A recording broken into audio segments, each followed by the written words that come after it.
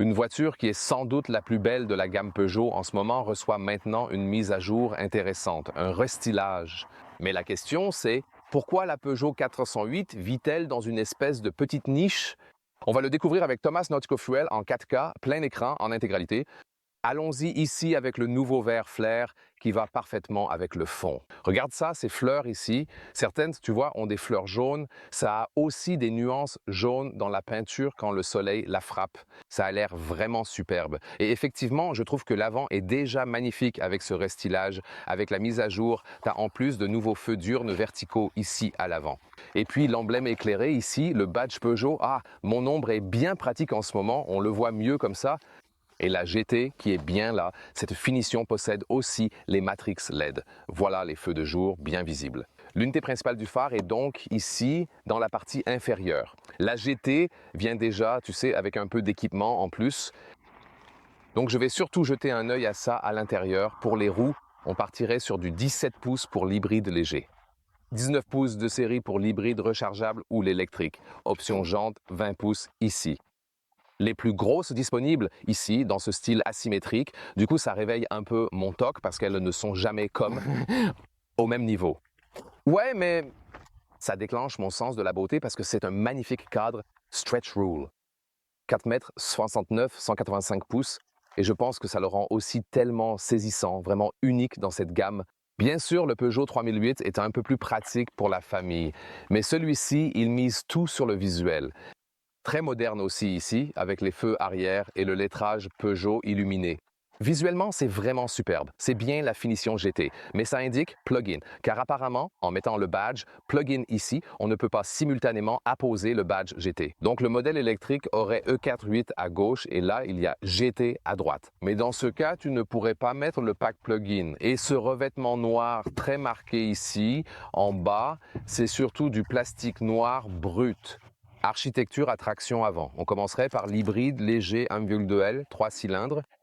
C'est un peu petit, mais on garde bien le prix d'entrée le plus bas. Ensuite, on a l'hybride rechargeable avec la trappe de charge ici, de ce côté. Malheureusement, on démarre à 3,7 kW. Ça ne suffit pas. En option, c'est top sur ce modèle. On peut choisir la charge AC à 7,4 kW. Au minimum, mais aujourd'hui, pour un hybride rechargeable, la recharge à 11 kW devrait être de série. Capacité nette de la batterie. 14,6 kW net. C'est bien net. Ce n'est pas non plus la plus grosse batterie pour une hybride rechargeable, faut le dire. Par contre, vous avez l'avantage de pouvoir non seulement rouler en électrique avec celle-ci, mais aussi d'avoir un moteur thermique plus gros sous le capot. Donc, ça ici, c'est le 4 cylindres, contrairement à l'hybride léger, d'une cylindrée de 1,6 litres. Celui-ci est doté d'un système de 240 séchards au total.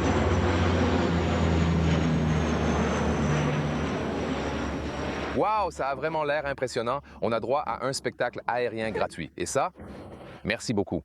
Parce qu'on tourne aujourd'hui dans la région de Marseille et ici, comme je l'ai dit, 4 cylindres 1,6 L du Spaceman avec une puissance de 240 chars. 7,5 secondes sur la fiche d'accélération. Donc il a reçu une petite augmentation de puissance. Et ils ont aussi bossé sur la gestion de l'énergie. L'hybride rechargeable devrait maintenant être un peu plus efficace. Que vous ayez aussi plus d'autonomie en tout électrique. Et maintenant, il est temps de jeter un coup d'œil à l'intérieur pour voir s'il y a des changements et si c'est intéressant. Mais dites-moi ici, dans les commentaires, ce que vous pensez du style extérieur de la Peugeot 408. Passons à l'intérieur. Télécommande PSA classique. Et ici, des poignées de porte solides avec aussi un bon bruit de fermeture. Même à l'arrière, c'est chouette. Et à l'intérieur des portières, c'est aussi doux au toucher. Jolie structure. Ici, on a des inserts en microfibre sur la GT et les commandes classiques des vitres et tout ça. Ici, du plastique dur tout à l'intérieur des portes. Et la plaque de seuil Peugeot, ça fait sympa. Oh, même ici, les tapis de sol avec ces surpiqûres contrastées à l'extérieur du côté extérieur. Puis ici, la perforation du volant GT autour du badge GT extérieur. Et ici, on a le réglage du régulateur, les boutons arrière côté droit pour le volume, par exemple. C'est vraiment ce volant tout petit, sans doute, Et ensuite, selon la position, il masque un peu les instruments. Tu as ces instruments HD de 10 pouces avec même une couche en 3 dimensions quand tu as le GT Pack. Et ensuite, tu as aussi ces sièges sportifs avec du tissu à l'intérieur et des touches néon à l'extérieur. C'est du cuir rouge, donc le siège, et sans matières animales, pas le volant. En option, tu peux aussi avoir de la microfibre à l'intérieur des sièges. Ça te donnerait encore plus une sorte de touche premium. Les sièges, eux, sont en fait assez agréables et confortables. Tu vois, ils sont assez bas dans la voiture. Parfois, même moi qui suis assez grand, ça vaut vraiment le coup de les remonter. Tu tiens un peu le siège à la main, car tu vois comment je suis assis dans la voiture. Et ça peut aussi être ce que disent les personnes plus grandes. Et c'est pour ça que je suis passé au SUV, au 3008, parce que tu vois, l'angle de la position assise est meilleur. En position la plus basse, place pour la tête, il reste encore un peu d'espace, 189, 6.2. Et maintenant, direction le cockpit. Volant haut et bas, avant et arrière. Moi, je conduirais probablement comme ça, mais là, ça devient trop près ici, avec les genoux. Mais si je remonte un peu plus le volant, je ne vois pas très bien les instruments numériques, donc ils sont un peu bloqués. Ce n'est vraiment pas idéal, en effet. Et puis ici, vous avez des... Là, oui. La structure ici, un peu plus souple aussi. La boîte à gants descend en douceur, bien recouverte à l'intérieur aussi. Surpiqûres contrastées ici en haut, encore. Ensuite, cet écran tactile est un peu lent d'une certaine façon. La caméra arrière n'est pas non plus géniale au niveau de la résolution. C'est un système dépassé, je dirais, et ça met une éternité à changer. Parfois, quand tu vas dans un autre menu et tout ça, ça prend du temps. Au moins, tu as ces raccourcis en bas ici. Donc ceux-là, tu peux les personnaliser toi-même pour choisir ce que tu veux voir ici. Et la partie du bas, ouais, elle fonctionne plutôt bien. C'est aussi vraiment très agréable au toucher, tout ça, vraiment. Et ici aussi, réglage manuel du volume, la charge inactive est possible, mais il n'y a pas de ventilation. En bas, prise USB-C offrant un peu plus d'espace. Les porte-gobelets sont adaptatifs à 2 points, on peut la fermer. Je ne sais pas trop ce que tu pourrais y mettre. Ça reviendrait vraiment à avoir l'impression de voler en permanence. C'est aussi vraiment doux pour ton coude. J'ai cette jolie fente d'ouverture. Là, tu vois, c'est l'angle exact pour déclencher la lumière. C'est bien connecté ici. C'était la fonctionnalité préférée du public. Ouais, c'est ma fonctionnalité préférée ici. De l'ingénierie en action, vraiment. Et le point de vue du conducteur. Je veux dire, d'un côté, c'est cool d'avoir ce petit volant. Mais bon, avec ce montage, je comprends qu'ils ne veulent pas utiliser l'affichage tête haute, du coup. Mais comme je l'ai dit, c'est parfois difficile de les voir quand le volant gêne un peu. Et voici l'intégration Apple CarPlay. Et la plupart du temps. Vous voyez ici, la réaction de l'écran n'est parfois pas comme elle devrait l'être. Mais la plupart du temps, vous utiliserez Apple CarPlay car le système d'infodivertissement intégré n'est vraiment pas très moderne. Et c'est plutôt cool, c'est toujours un toit que l'on peut vraiment ouvrir. Donc ouais, c'est presque une sensation de cabriolet ici. Et si on le referme, il y a aussi ce store manuel très pratique. Par grand soleil, il se referme très vite et sans aucune difficulté. Et ce qui est plutôt cool ici, c'est là. Vitre latérale à l'avant en verre feuilleté, c'est sympa. On a ça à l'avant mais pas à l'arrière, et les sièges arrière. D'abord, là en haut c'est maintenant une coque rigide, mais on a toujours les inserts en microfibre. Les sièges sont bien parce qu'on a un tissu très agréable au toucher et aussi un simili-cuir de bonne qualité ici. Et au milieu, il y a ces porte-gobelets. Ils disposent d'inserts pour y mettre des boissons un peu plus petites. On le prend comme ça. Il y a aussi des trappes à skis ici et 2 prises USB-C au milieu. Eh bien, je peux aussi m'asseoir bien droit ici parce que c'est assez long, donc c'est sympa. Si je relevais un peu le siège, ce serait certainement plus judicieux à cause de l'angle et il y aurait alors encore nettement plus d'espace pour les jambes en bas.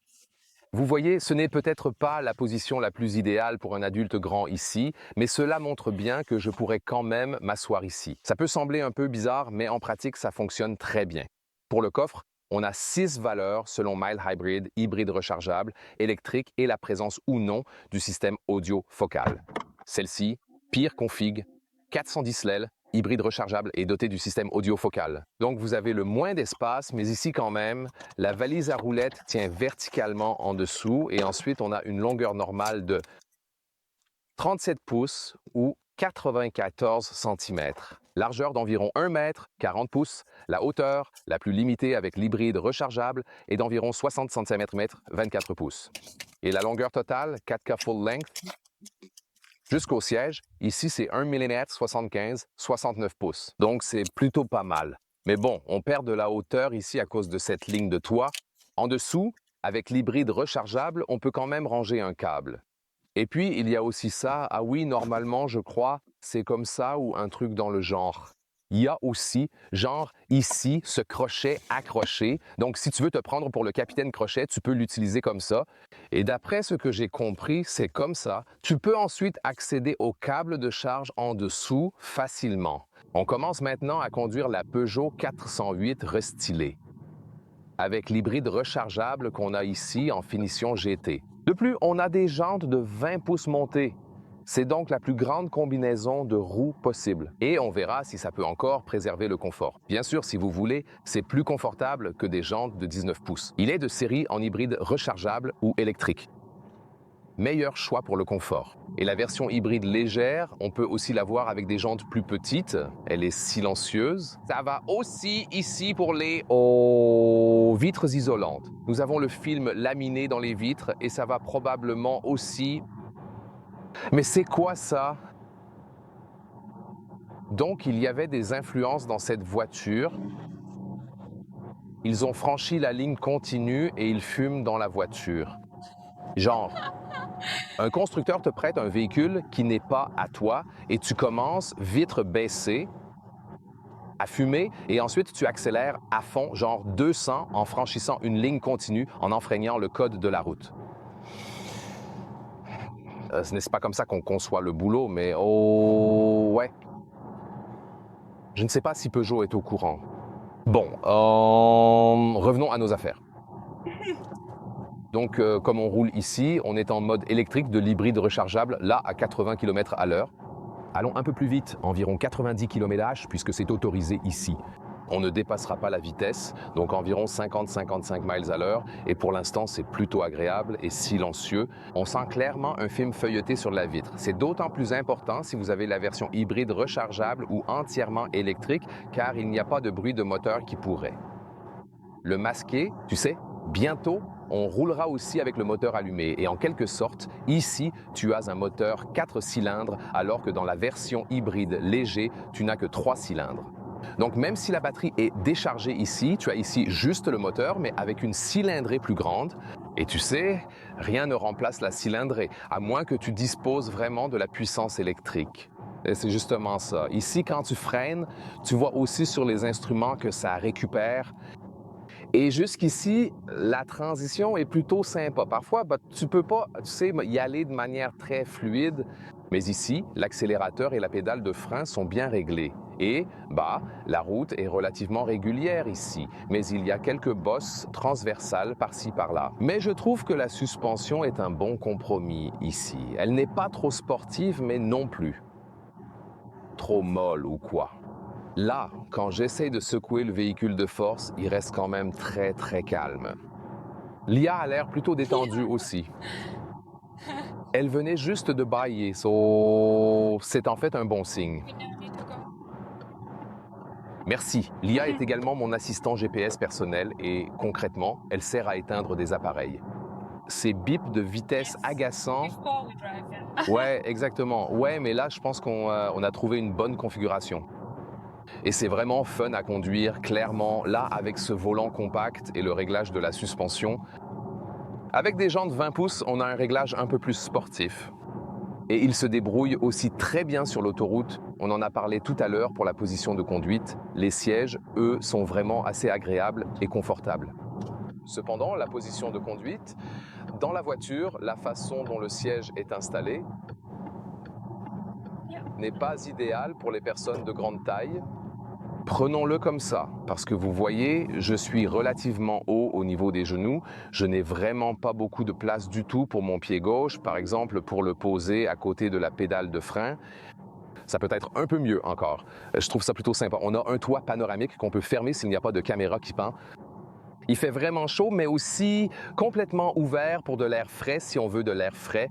C'est vraiment une expérience agréable. Ça se conduit très bien, en fait. C'est amusant. et il tient en quelque sorte ses promesses à l'extérieur. Et je trouve que cette expérience de conduite douce, tout électrique ici en mode PHEV est vraiment agréable. Et ici, par exemple, évidemment, des situations typiques, oh, on veut aller sur l'autoroute, mais en fait, il n'y a presque pas de trafic. Alors, vous n'avez pas d'émissions locales et c'est aussi plus efficace que, bien sûr, d'être en mode électrique. Je roulais en mode électrique exprès, mais si des choses qui arrivent, on peut tourner à droite, peut-être. Ouais, faut juste faire gaffe. Je veux dire, dans des situations où tu voudrais une accélération plus forte, tu pourrais aussi utiliser la puissance des deux moteurs en même temps. Mais on va voir. Mais c'était aussi correct en mode électrique. Donc en fait, je pense qu'on peut dire que là, c'était exactement pareil. Donc vraiment content du mode électrique. Et bientôt, quand on roulera de façon encore plus dynamique, je vous ferai aussi découvrir les performances hybrides de ce moteur ici. Et ici, maintenant, on peut rouler un peu plus vite, 110 km à l'heure, genre 65 miles à l'heure, et c'est encore assez silencieux grâce à ce feuilletage de la vitre. Et ce qui est vraiment intéressant ici, c'est que j'ai ce tiroir d'appli, donc énergie, ils peuvent voir ce qui se passe. Et là, je suis en mode hybride maintenant. Pour l'instant, ce moteur est allumé. Mais quand je relâche l'accélérateur, par exemple, ou que j'appuie un peu sur le frein, le moteur se coupe. Donc, en mode hybride, ça va et ça vient selon la situation. Et si je passe en mode sport, il faut toujours 2-3 longues secondes. Un peu trop lent, je dirais. Là, en mode sport, le moteur se met directement en marche. Ici, 80 à 110, c'est déjà vraiment tout ce qu'il faut en fait. Parfois, quand tu appuies à fond et que tu fais ensuite un changement de voie en virage ou un truc du genre, le volant devient un peu léger. C'est une traction avant, mais c'est seulement quand tu mets vraiment le pied au plancher. La question c'est alors, à quelle fréquence tu ferais vraiment ça dans ce cas-là? Ça, tu le regarderais probablement pas en conduisant, mais là, pour nous, c'est une bonne démo pour voir ce que fait le moteur. Si tu ne pousses pas ce moteur à fond et que tu conduis plutôt calmement, faut bien le dire. Tu ne vois presque pas si le moteur est allumé ou non. C'est pour ça que j'ai aussi fait cette visualisation parce qu'avant, quand je roulais vraiment de façon plus régulière et souple, je ne pouvais même pas te dire si le moteur tournait.